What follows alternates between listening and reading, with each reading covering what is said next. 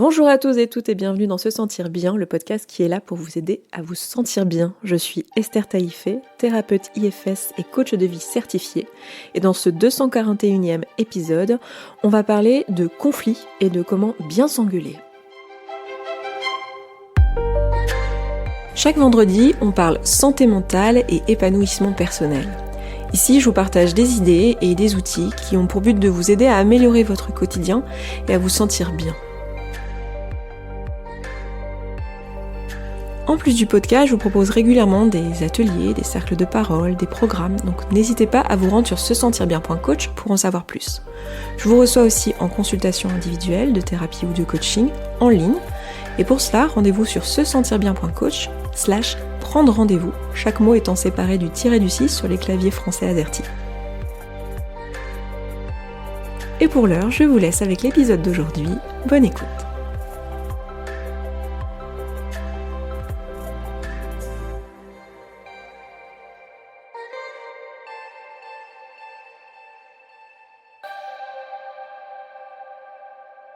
Hello tout le monde et bienvenue dans ce podcast aujourd'hui. J'espère que vous êtes aussi contents que moi du sujet dont on va parler aujourd'hui. Je suis ravie, vraiment c'est un sujet que je crois pas avoir trop traité ici finalement tant que ça les conflits, même si indirectement dans les exemples etc. on parle souvent de situations de conflit. Mais j'avais vraiment envie de parler avec vous de comment bien s'engueuler et vous allez aimer l'épisode d'aujourd'hui, vous allez repartir avec un outil vraiment que vous allez pouvoir appliquer dès cette semaine avec les personnes qui vous sont proches et avec qui vous êtes en lien pour pouvoir avancer sur ce sujet. Donc je sais qu'il y en a pas mal parmi vous à qui ça va être très utile, donc je suis vraiment très heureuse de vous faire cet épisode aujourd'hui. Et je fais juste un petit rappel avant qu'on aille dans le vif du sujet que je serai au Salon du Livre à Genève les 9 et 10 mars, c'est-à-dire demain et après-demain, au moment où vous écoutez ça. Et notamment le 10 mars à 13h où je ferai partie d'une table ronde où on parlera avec Jérémy Gorski du compte Mande Banane, on parlera de la question de la volonté dans la perte de poids. Et ce sera certainement une discussion très intéressante si vous êtes concerné par toute cette question de relation à la nourriture, de tampon émotionnel, de poids, etc. C'est sûrement une conversation que vous ne voulez pas rater. Et il y aura à la suite de ça, cette conversation durera une 50aine de minutes. À la suite, on enchaînera sur une dédicace chacun de nos livres respectifs. Donc voilà, si vous voulez avoir une dédicace de votre livre Maigrir à tout prix, j'avais tout essayé sauf de m'aimer, qui est mon livre qui est sorti en septembre dernier aux éditions Erol, et ben n'hésitez pas à venir à Genève au Salon du Livre, allez sur le site du Salon du Livre de Genève, vous aurez toutes les infos sur comment venir, les horaires, etc. Et je serai ravie de vous retrouver là-bas. Voilà, avec grand plaisir, et ravie de toute façon de pouvoir promouvoir le livre et continuer à en parler, parce que c'est un projet qui m'a demandé du temps, de l'énergie, qui me tient beaucoup à cœur, et dont... D'ailleurs, j'ai pas pensé à vous le dire, parce que j'en parle pas forcément, mais j'ai eu beaucoup de retours positifs sur le livre, merci beaucoup pour ça, et notamment sur la version audio, qui est disponible sur notamment Audible, que c'est moi qui l'ai enregistré, je dis ça comme un enfant, c'est moi qui l'ai fait. Oui, il y a vraiment ce truc-là, c'était un exercice assez difficile, mais en même temps hyper formateur. Et vous êtes beaucoup à avoir apprécié, notamment que ça soit moi qui l'ai enregistré. Donc merci pour vos retours, parce que comme ça a été pas mal de boulot et que ça m'a demandé, moi, de monter en compétence sur ça, même si j'ai l'habitude de parler devant un micro, mais faire un podcast, c'est pas du tout la même chose que de lire un ouvrage, même quand c'est nous qui l'avons écrit. Donc voilà, merci pour vos retours, et n'hésitez pas, si vous voulez... promouvoir le livre, d'aller mettre des commentaires sur les différentes plateformes, notamment sur Amazon, des commentaires positifs, etc. parce que ça met vraiment le livre en avant. Donc n'hésitez pas à le faire. Et puis pareil pour ce podcast, si vous aimez le podcast, n'hésitez pas à prendre le temps d'aller lui mettre 5 étoiles et un petit commentaire positif. Au-delà du fait que moi je les vois et je les lis et que ça me fait très plaisir, c'est en plus très bon pour que le podcast soit découvert et qu'il y ait des opportunités qui se présentent à moi et qui me permettent de promouvoir encore plus le message, voilà, d'apprendre à se connaître et de se sentir bien. Donc merci pour votre soutien en tout cas, et voilà, j'avais pas prévu de vous faire ce petit message, mais c'était l'occasion. Bref, donc allons-y sur cette question du conflit. Alors, souvent, on a un problème avec le conflit parce qu'on se retrouve dans cette situation finalement qui peut être assez flippante pour certaines des parts de nous, parce que on va être dans une situation où on va être violenté, où il va falloir se bagarrer, où la question c'est qui a raison, et on va se retrouver à s'opposer, enfin la situation classique de conflit, on va dire, quand on n'a pas d'outils et quand on fait de notre mieux avec ce qu'on a, c'est-à-dire pas grand-chose dans notre société, on n'a pas beaucoup de choses, beaucoup d'outils en termes d'éducation sur les émotions, sur les pensées, la différence entre pensée, circonstances, etc. Donc on se retrouve souvent dans cette situation à être là, l'un en face de l'autre, à pas s'écouter, à pas s'entendre et à voire même avoir du coup le ton qui monte parce que on n'est tellement pas entendu par l'autre dans notre vérité que du coup on est obligé de monter la voix pour pouvoir être entendu. Et ça peut être très violent, soit verbalement, soit même des fois physiquement. On peut se retrouver à lancer des objets, à taper dans les murs, à vivre de la colère vraiment, parce que on n'est pas d'accord sur quelque chose et il y a un conflit qui se met en branle. Alors là, dans l'exemple dans ce que je viens de décrire, je viens de vous décrire quand ça se présente à l'extérieur, mais des fois, ce conflit, on le vit juste à l'intérieur. Tout est en branle à l'intérieur et le bazar, il est à l'intérieur, sans forcément qu'on hausse la voix. Mais en tout cas, on est dans une situation où on n'est pas d'accord, on n'a pas le sentiment d'être entendu, et on n'arrive pas à trouver un terrain d'entente. Le problème, c'est que par défaut, la posture, elle est « je veux soumettre l'autre », je veux faire en sorte que l'autre m'écoute et ait entendu mon point de vue et qu'il ait vu que j'ai raison, en fait. Et on se retrouve dans une espèce de bras de fer, de bagarre, où chacun, l'un et l'autre, on campe sur notre position et où on pense que c'est l'autre qui a tort. Et ça peut se faire de manière très cordiale via mail au travers d'échanges au boulot, comme ça peut se faire en surlant dessus au sein du couple dans la maison. Je pense à ça parce que là, il y a quelques jours, j'ai entendu un couple dans mon immeuble qui s'engueulait à 2h du matin et je peux vous dire que clairement, ils s'entendaient pas, sinon ils n'auraient pas eu besoin de monter le ton aussi haut. Et c'est super triste parce que en fait, c'est la preuve d'un manque d'outils cuisants parce que ce qu'il faut comprendre, c'est que dans une situation comme celle-ci, typiquement, encore plus, j'ai envie de dire, dans le couple, c'est encore plus visible que dans d'autres types de liens, comme le lien au boulot dont je viens de donner l'exemple, c'est qu'en fait, dans ce type de conflit, ce qu'il faut comprendre, c'est qu'on est dans la même team. C'est-à-dire que les deux personnes qui sont en face, là, elles s'opposent et elles se battent comme si elles devaient soumettre l'autre et comme si on avait une qui devait perdre et une qui devait gagner. Alors qu'en réalité, elles sont dans le même camp. C'est-à-dire que quand vous êtes en couple avec quelqu'un, ou quand vous êtes de la même famille, ou que vous êtes des amis, ou des collègues, en fait, vous êtes partenaires de la relation. Vous avez envie, l'un et l'autre, vous êtes dans le même objectif, qui est que la relation se passe bien, qui est que chacun ait ses besoins nourris, qui est que la relation soit sereine, en fait. Et que vous obteniez ce que l'un et l'autre êtes venus chercher dans le lien, en fait. Et a priori, vous êtes dans le même camp, vous n'êtes pas en opposition. Et dans ce moment précis qu'est le conflit, ça, on n'en a plus du tout conscience. C'est complètement passé à la trappe parce qu'on est trop dans notre émotion. Et vous le savez par cœur, je suis sûre, si je vous dis émotion désagréable, qu'est-ce que ça veut dire? Émotion désagréable égale besoin non nourri. Donc là, si on est en train de se parler n'importe comment, si on est en train de surler dessus, ou même si c'est pas aussi explicite à l'extérieur, mais qu'on est en train de se disputer et en train d'être en conflit, et qu'on a des émotions désagréables associées, c'est qu'il y a des besoins qui sont pas nourris. Donc, premier point important que j'ai envie que vous compreniez dans cet épisode aujourd'hui, c'est qu'est-ce que c'est qu'un conflit en réalité?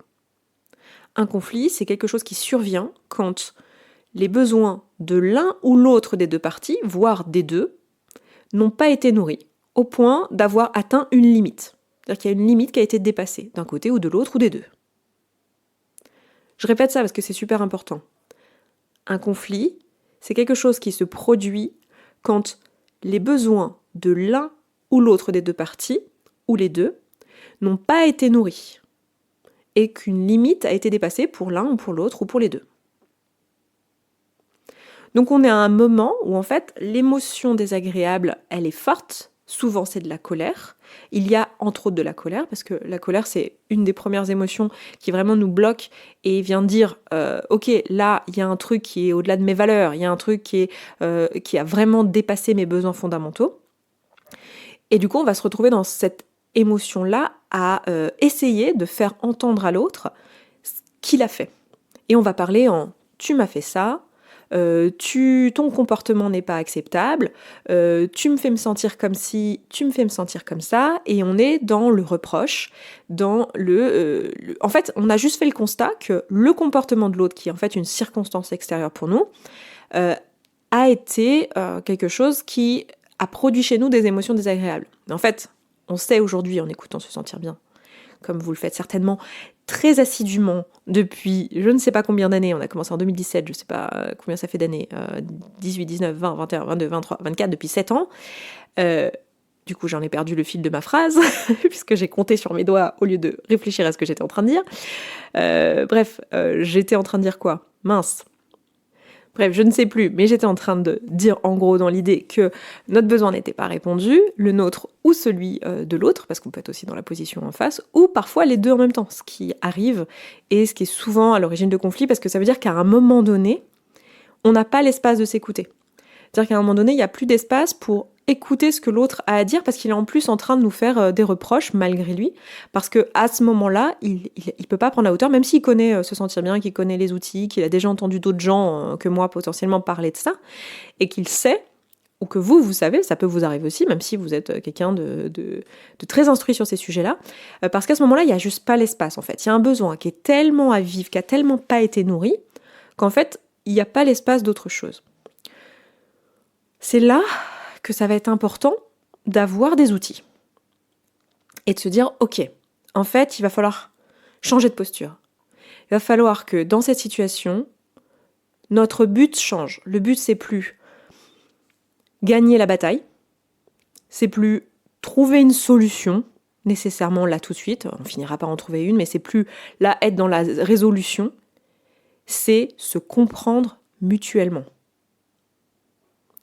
Ça, c'est une clé importante, ce que je viens de dire là.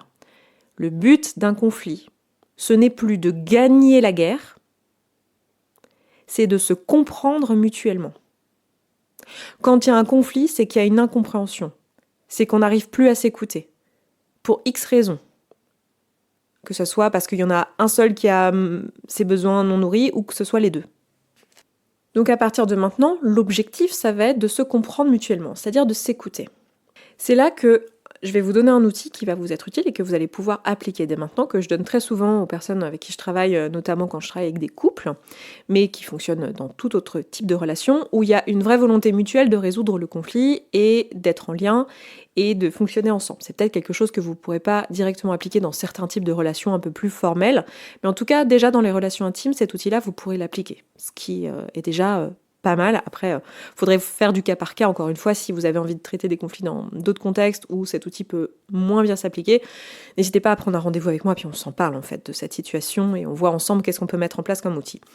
Mais si je peux vous donner un outil général qui va vraiment vous aider dans cette situation-là, c'est que quand vous remarquez que là, il y a une situation où on ne se comprend pas, où on n'arrive pas à s'écouter, c'est de faire pause et d'utiliser un outil d'écoute active que j'appelle l'outil des 3 minutes. Je ne sais pas si j'en ai déjà parlé sur le podcast, parce qu'en fait, j'en ai déjà parlé, c'est sûr, à certains ou certaines d'entre vous, mais est-ce que c'était dans un webinaire ? Est-ce que c'était dans le podcast ? Est-ce que c'était en vidéo ? Je vous avoue que je ne sais pas. Et dans tous les cas, au pire, ce sera une redite, et c'est un outil super important que vous allez pouvoir utiliser dans plein de contextes, et même en prévention des conflits, donc c'est génial. Donc qu'est-ce que c'est que l'écoute active ? L'écoute active, c'est je suis là, en face de toi, je me tais, je ne pose pas de questions, je ne suis pas en train de rebondir sur ce que tu dis, et je suis juste en train d'accueillir ce que tu es en train de dire sans... alors, il se peut qu'à l'intérieur de moi, je prenne des choses personnellement, que ça me blesse, etc. Mais je ne ressens pas, à ce moment-là, je crée activement l'espace pour ne pas avoir besoin de réagir à ça, et de juste accueillir ce qui est en train de se passer, et à l'intérieur de moi, et à l'extérieur, dans ce que tu es en train de me dire. Et l'invitation, c'est de prendre un chronomètre, de prendre votre téléphone, vous avez tous un chronomètre sur votre téléphone, une application chrono, vous prenez 3 minutes, et pendant 3 minutes, vous mettez l'un en face de l'autre, et vous laissez l'autre parler, et vous taisez. Et une fois que c'est terminé, vous échangez. Et l'invitation, c'est que l'un et l'autre, pendant qu'ils s'expriment, ils s'expriment au maximum de sa disponibilité en je. Je me sens comme ça. Je ressens ça parce que tu as fait ça, et quand tu fais ça, je me sens comme ça. Et dans le « tu as fait ça », on essaye d'être factuel. Qu'est-ce que tu as fait concrètement ? Tu es rentré à telle heure. Pas de tu t'es encore foutu de ma gueule en négligeant mon temps. C'est non, tu es rentré 2 heures après l'heure qui avait été annoncée, et je me suis sentie comme ci, comme ça. Je me suis sentie, j'en sais rien, triste, je me suis sentie seule, je me suis sentie... voilà. Et donc, l'idée là, c'est d'être vraiment activement en écoute avec cette idée en tête que je vous disais à l'instant, qui est que à ce moment-là de l'histoire, vous n'êtes pas des ennemis. Vous n'êtes pas en train de faire du lance-flamme à l'autre, de lancer vos billes à l'autre et vous dire « Ah, c'est cool, j'ai 3 minutes pour lancer mon canon ». C'est pas ça. On est dans la même équipe et le but n'est pas de gagner la bataille, mais de se comprendre mutuellement. Donc je vais te donner au maximum ce que moi je ressens pour que tu comprennes, que tu puisses te mettre dans mes pompes et que moi je me sente entendue et écoutée et pas interrompue. C'est ça l'objectif de ces 3 minutes. Donc vous prenez le temps de avoir une première personne qui parle, le chrono se termine, vous prenez peut-être 1 ou 2 respirations ensemble, vous échangez. Et le but au moment de l'échange, c'est pas de rebondir sur ce que l'autre a dit et de contre-argumenter. Encore une fois, on n'est pas dans l'attaque ou la défense. On est dans le « ok, moi, voilà ce qui est vivant en moi, voilà ce que je ressens face à la situation, voilà comment je vois la situation, voilà ce que je ressens ». Et vous allez voir que déjà faire cet exercice-là, ça va souvent permettre pas mal d'ouverture et de compréhension mutuelle. Parce que c'est seulement sur la base de la compréhension mutuelle qu'on va pouvoir éventuellement après trouver une résolution, trouver une solution. Parce que s'il y a eu un conflit, s'il y a eu des besoins qui n'ont pas été nourris, il y a peut-être du mal qui a été fait. Il y a peut-être des choses qui peuvent être réparées. Il y a peut-être des choses qui peuvent être faites différemment une prochaine fois. Mais pour l'instant, quand on n'a pas pu s'écouter mutuellement et qu'on est dans le reproche mutuel, on ne peut pas trouver de solution. C'est pas possible. Personne n'a l'espace, personne n'a l'ouverture pour ça. Donc, si vous avez besoin de prendre plus que 3 minutes et que vous en avez l'espace et que l'outil, vous arrivez à l'appliquer et que vous voyez que ça vous sert, vous pouvez évidemment répéter cette tâche toutes les 3 minutes, hop, vous switchez, vous recommencez et vous pouvez passer comme ça 1 heure de discussion où vous savez que vous n'allez pas être interrompu, vous allez être écouté par l'autre. Si ça peut vous aider, je pense notamment dans le couple par exemple ou dans les amitiés, il y a plusieurs façons de faire ça, donc moi je vous ai proposé de vous mettre juste l'un en face de l'autre pour vous voir. Mais parfois, c'est intimidant de faire ça. Il y a des personnes pour qui c'est plus facile de le faire en étant assis côte à côte. Donc, vous pouvez le faire aussi assis côte à côte. Et pour d'autres personnes, aussi pour se rappeler qu'on est dans la même team et on n'est pas dans le conflit. On n'est pas en train de savoir qui va gagner la bataille et avoir les arguments les plus glaçants et les plus implacables. Avoir un contact physique, ça peut être aussi quelque chose qui peut apaiser le système nerveux de l'un et de l'autre. Parce que ce qu'il faut comprendre, c'est que ce conflit-là, il se manifeste effectivement dans les pensées, les émotions, mais il se manifeste aussi dans le corps, il se manifeste aussi dans votre système nerveux, dans votre régulation, dans votre respiration. D'où l'invitation d'ailleurs, au moment de changer de prise de parole, de prendre le temps de quelques respirations. Donc vous pouvez vous mettre en contact physique, ça peut être juste avoir vos genoux qui se touchent quand vous êtes l'un en face de l'autre, par exemple, assis au sol. Ça peut être avoir une main sur la jambe de l'autre, ou juste se tenir les mains. Si vous êtes en couple, vous pouvez vous tenir les mains au moment où vous parlez. Voilà. Donc de se rappeler qu'en fait on est ensemble, et se rappeler aussi quelque chose, c'est que il faut sacrément aimer quelqu'un pour mettre de l'énergie à être en conflit avec. Être en conflit, ne pas être d'accord, prendre le temps de l'exprimer, c'est vulnérabilisant, c'est du temps, de l'énergie, et on ne fait pas ça quand on n'en a rien à faire. Quand on n'en a rien à faire, on coupe les ponts, on s'en va et on met pas d'énergie. Donc, si vous êtes tous les deux là, en train de mettre cette énergie-là, c'est qu'il y a réellement un lien qui est là. Donc, ça aussi, ça peut avoir cette conscience-là et le nommer s'il faut avant de faire l'exercice. Ça peut aussi permettre de vous réguler, de vous rappeler que, en fait, c'est normal d'avoir des conflits. Ça va arriver dans les relations, qu'à un moment donné, on se comprend pas bien. Il y a un besoin qui est pas nourri chez quelqu'un. Soit parce qu'on n'a pas su l'exprimer, soit parce qu'on a piétiné le besoin de l'autre sans le faire exprès. Enfin, ça arrive, en fait. Et c'est normal. Et ça arrivera forcément parce que vous n'êtes pas le double l'un de l'autre. On est tous différents. On n'a pas la même histoire. On voit pas les choses de la même manière exactement, même si on a des valeurs en commun. Donc, il n'y a rien de plus naturel que d'avoir des conflits et d'avoir des moments où il va falloir apprendre à les résoudre. L'important, c'est de trouver une façon, une méthodologie qui va nous permettre de le résoudre le plus sereinement possible et le plus efficacement possible et de recréer du lien. Voilà. Maintenant, si on veut prévenir les conflits, donc là, je vous expliquais comment bien s'engueuler, mais je peux vous donner aussi quelques billes pour le prévenir. Cet exercice des 3 minutes que je viens de vous proposer, c'est quelque chose que vous pouvez faire régulièrement. Vous pouvez l'inclure dans une routine quotidienne. Par exemple, le soir, vous rentrez du boulot, si vous habitez ensemble, si vous êtes en coloc ou si vous êtes en couple ou en famille, vous pouvez très bien prendre ce temps des 3 minutes. Comment était ta journée ? Qu'est-ce qui est présent là pour toi ?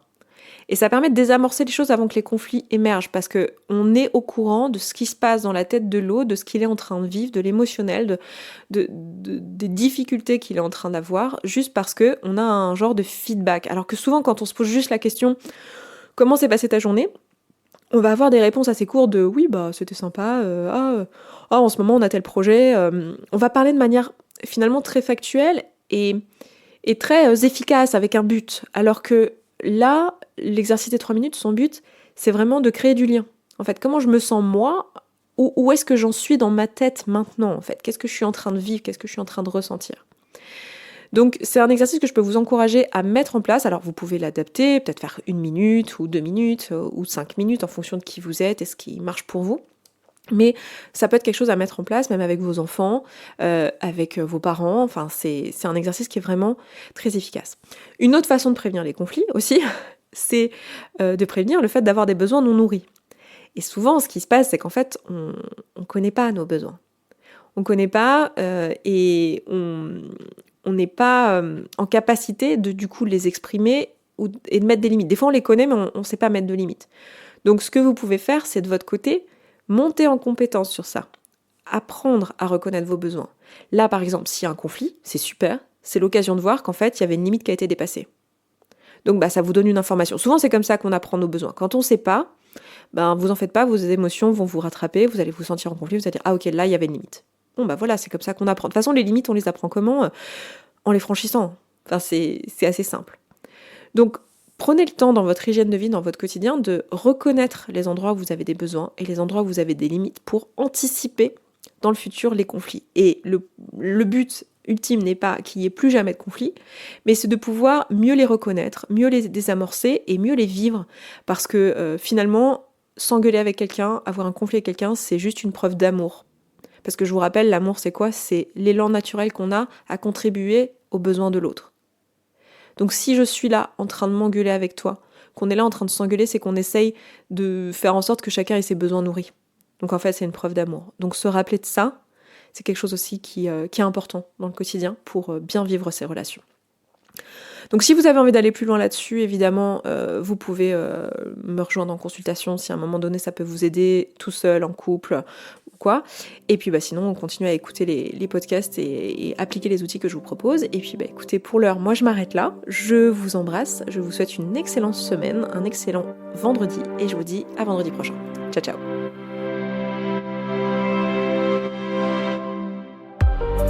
Merci beaucoup d'avoir écouté cet épisode jusqu'au bout, je suis vraiment ravie qu'il vous ait plu. Si vous voulez en savoir plus, je vous donne rendez-vous sur sesentirbien.coach pour les ateliers, les cercles de parole, les programmes, etc. Et bien sûr, rendez-vous sur sesentirbien.coach/prendre rendez-vous, chaque mot étant séparé du tiré-du-6 sur les claviers AZERTY français, pour prendre rendez-vous avec moi pour une séance de thérapie ou de coaching. Rendez-vous là-bas, à tout de suite.